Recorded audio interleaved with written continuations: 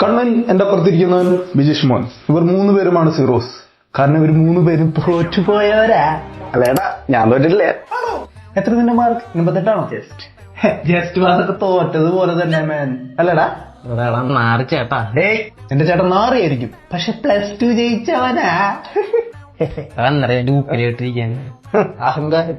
അമ്മച്ചി, തോറ്റവർക്ക് 3 കഞ്ഞേ. എന്തേലും ചെയ്തിട്ട് ഇവന്റെ അഹങ്കാരം തീർക്കണല്ലോ. ഒരു സ്ഥലമുണ്ട്, വാ. Several days later. ഞാൻ നാട് വിട്ട് പോവാടാ. അതെന്തായാലും നന്നായി.